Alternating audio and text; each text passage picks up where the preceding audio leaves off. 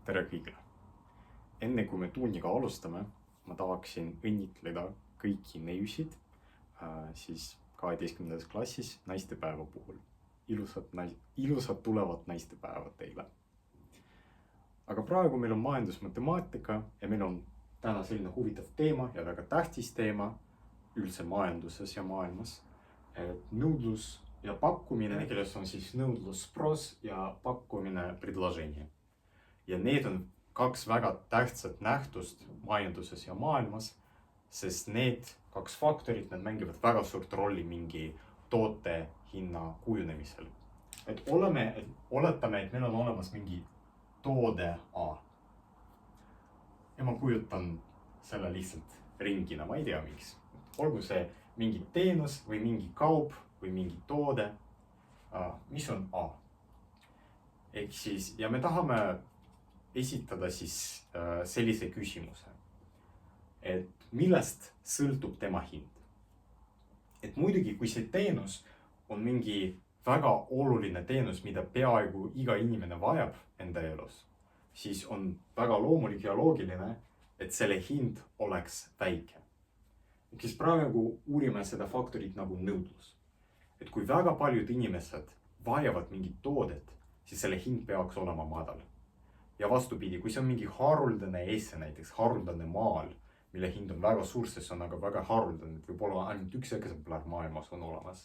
Ehk siis ilmselgelt iga inimene ei vaja seda maali. Ja seega teisisõnu, selle toote jaoks on nõudlus väga väike, ehk siis järelikult see hind on väga suur, sest ilmselgelt iga inimene ei vaja seda toodet, kui vaja, siis ei ole mõtet teha see toode siis väga väikse hinnaga. Nüüd, kui me tahame anda sellele mõistele nagu nõudlus matemaatilise tähenduse, siis me võime vaadelda seda nõudlust kui funktsiooni. Ja me praegu ütlesime, et kui nõudlus, et kui mingi eseme või kauba hind on madal, siis nõudlus peab olema suur ja kui selle kauba hind on nagu suureneb, siis selle nõudlus kahaneb. Ehk siis see tähendab seda, et nõudlusfunktsioon peab olema kahanev. Ja kui me kujutame selle nõudlusfunktsiooni graafikuna, see on meil nõudlus Y-telg ning X-telg on meil hind. Ja praegu me siis eeldame lihtsalt lihtsuse mõttes, et kõik funktsioonid, mida me praegu vaatleme, on lineaarfunktsioonid. Ja miks me seda teeme? Lihtsalt seepärast, et niimoodi on meie elu palju lihtsam, sest lineaarfunktsioonid on meie väga toredad sõbrad. Nendega on lihtne töötada, see ei ole mingi siinusfunktsioon, see ei ole kosinusfunktsioon, see ei ole eksponentfunktsioon või mingid keerulisemad polünoomid, see on lihtsalt lineaarfunktsioon. Ja me ütlesime, et kui selle toote hind on väga väike, siis nõudlus peab olema suur, sest ilmselgelt väikse hinnaga toodet paljud inimesed vajavad. Ehk siis, ma ei tea, see oleks mingi lihtsalt selline sirge, mis meil kahaneb hinna suurenemisega. Ja see on siis see, kuidas nõudlus mängib rolli siis hinna kujunemisel. Aga kui me vaatleme siis pakkumist, siis seal on nagu vastupidine olukord. Et kui mingi toote hind on suur ning inimesed ostavad seda toodet selle suure hinnaga, siis on tootjal suurem motivatsioon seda toodet toota. Ehk siis see tähendab seda, et kui hind on suur, siis pakkumine ka suureneb hinna suurenemisega, sest iga tootja tahab oma kasumit maksimiseerida ja saada suurem võimalik kasum. Ehk siis kui me jälle vaatleme seda funktsiooni graafikuna, aga me juba vaatleme funktsiooni, mis nagu väljendab pakkumist, siis kui hind on väike, siis tootjal, tegelikult tal ei ole eriti suur ekstra motivatsiooni selle toote tootmiseks. Ehk siis kui hind on väike, siis selle selle pakkumine on ka väike, aga hinna suurenemisega ka tootja saab aru, et kui ta hakkab nagu järjest rohkem seda tootet tootma, siis ta saab rohkem kasumit. Ehk siis see funktsioon, ta suureneb hinna suurenemisega ja siin sellel graafikul see Y-telg väljendab pakkumine ning X-telg väljendab hinda. Ja nagu ma ütlesin, me praegu vaatleme, me eeldame, et pakkumist ja nõudlust saab modelleerida, saab lähendada lineaarfunktsioonidega. See ei tarvitse päris elus nii olla, aga lihtsalt lihtsuse huvides me praegu nii teeme. Ja kõige olulisemad asjad, mida te peate siis sellest minu jutust kaasa võtma, on see, et nõudlusfunktsioon on alati kahanev. No kui hind suureneb, siis nõudlus kahaneb. Aga pakkumisfunktsioon suureneb, ehk siis kasvab hinna suurenemisega. Ehk siis need on väga põhilised asjad. Nüüd vaatleme üht ülesannet. Okei, meil on selline mini-ülesanne ja ma praegu natukene räägin siis ka tähistustest. Me tähistame mingi kauba hinda tähega P. Vot see täht P, ta väljendab siis kauba hinda. Aga Q on selle kauba kogus. Ehk siis see on lihtsalt mingi seos, mis seob omavahel kokku kauba hinda kogusega. Ja need tähed, nad tulevad siis inglise keelest. P on nagu price, aga Q on quantity ehk siis kogus. Ja küsitakse, kas see seos, mis on siin kirjas, kas ta võib väljendada mingi kauba nõudlust või pakkumist. Me teame, et nõudlus on meil alati kahanev funktsioon, aga pakkumine on siis kasvav funktsioon. Ehk siis põhimõtteliselt me peame uurima, et kas selle parameetri P kasvamisel, kuidas see kogus muutub. Selleks me võime ette antud seost, ehk siis meil on selline seos 2P plus Q miinus 100 võrdub 0. See on muidugi ekvivalentne meil sellise seosega. Okei, tegelikult mitte P, mind huvitab pigem Q. Ehk siis see on tegelikult Q võrdub 100 miinus 2P. Ehk siis vaadake, me näeme, et siin see kordaja, et koefitsient перед нашей ценой, ehk siis kordaja meie hinna ees on negatiivne. Järelikult, kui me suurendame seda parameetrit, seda hinda, siis see kogus ta väheneb, sest me lahutame positiivsest arvust järjest nagu suurema arvu. Järelikult, kui P kasvab, siis meie funktsioon kahaneb. See on täpselt see tingimus, mis oli meil iseloomulik just nõudlusfunktsioonile. Järelikult see seos, mis meil oli siin antud, ta võiks väljendada meil, nagu me juba siin ütlesime, ta võiks väljendada nõudlusfunktsiooni.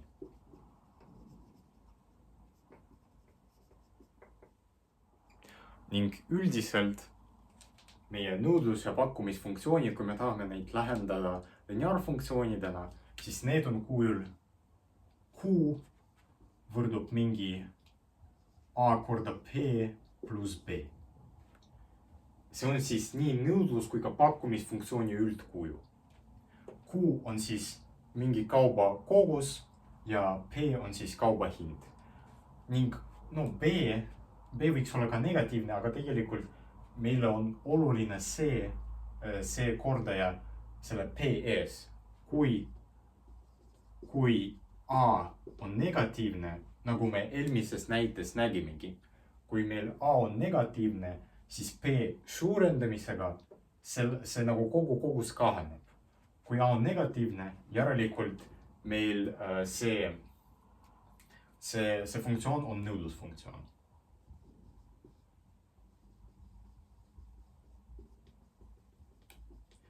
nõudlusfunktsioon. Ja siin peaks olema see on. Ja kui k, mitte k, vaid a on suurem nullist, siis see on pakkumisfunktsioon. Sest siis see hinna suurenemisega k kasvab.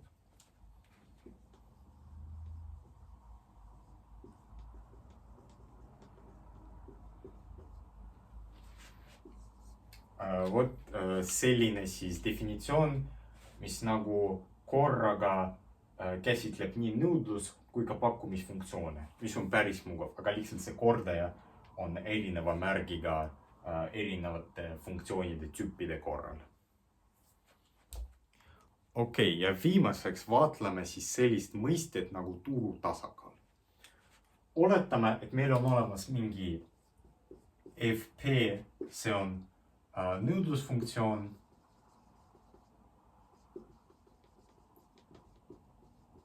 Mingi konkreetse kauba korral.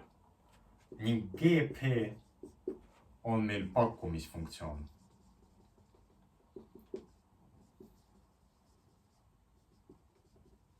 Selle sama konkreetse kauba korral. Ning hinda p tärn, no ma lihtsalt tähistan seda niimoodi, p tärn. See on hind, mille korral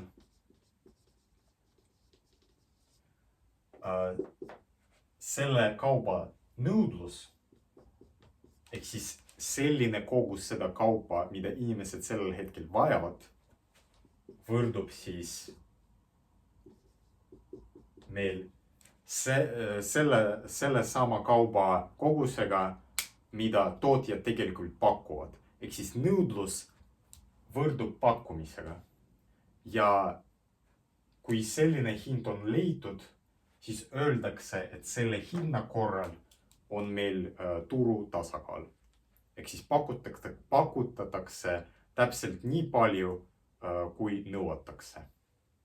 Ja see on siis turu tasakaalu definitsioon ja praegu vaatame ühte näidet selle kohta, lahendame selle ülesande ära ja siis on teie jaoks 2 ülesand iseseisvaks lahendamiseks.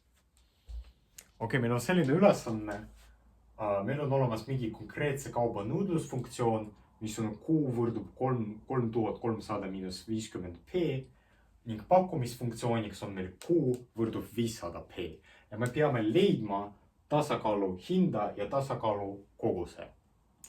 Ning tasakaalu hind on siis see hind p tärn, mille korral pakkumine ja nõudlus võrduvad. Ning tasakaalu kogus on siis vastav kogus.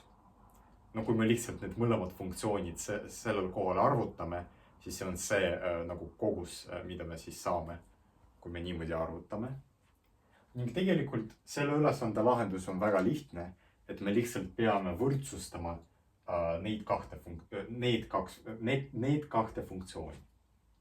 Me lihtsalt teemegi seda, et kui me tahame leida seda tasakaalu hinda, siis need kogused peavad kokku langema. Järelikult meil peab lihtsalt kehtima selline võrdus ning no lihtsalt viime selle 50p paremale ning saame sellise võrrandi. Ja nüüd paneme tähele, et see on lihtsalt samaväärne meil selle võrrandiga ja siis jagame veel 5-ga ja saame sellise võrrandi.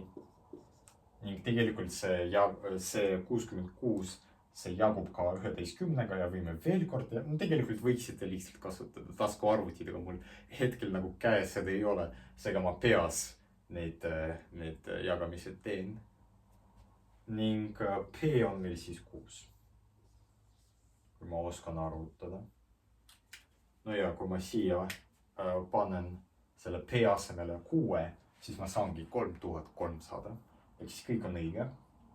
Ja see tähendab seda, et see tasakaalu hind on meil 6 ning kuna me oleme Eestis, siis ma võin eeldada, et 6 eurot ja ma võin isegi nagu kirjutada siia see juurde. Ja tasakaalu kogus on meil siis lihtsalt ja tasakaalu kogus. Aga tegelikult ei, me lihtsalt peame siis, näiteks meil on olemas selline funktsioon ja me lihtsalt paneme siis P asemel 6 sisse ning saame, et see tasakaalu kogus on siis 3000.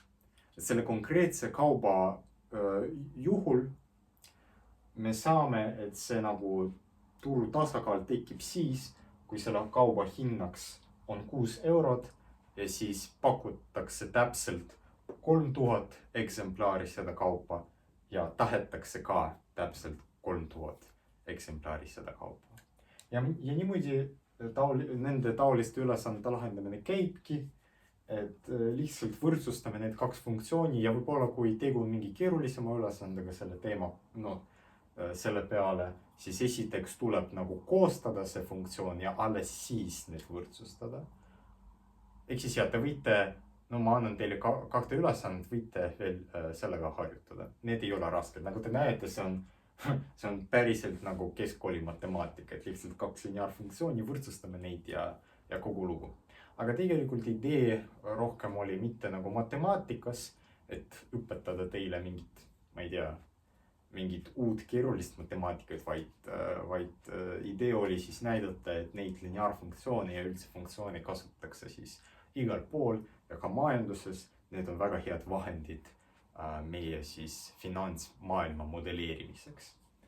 Ja sellega ma arvan lõpetame. Aitäh teile vaatamast ja veel kord neiut innitlen teid ja veel kord naistepäeva puhul. Aitäh teile ja ilusat päeva!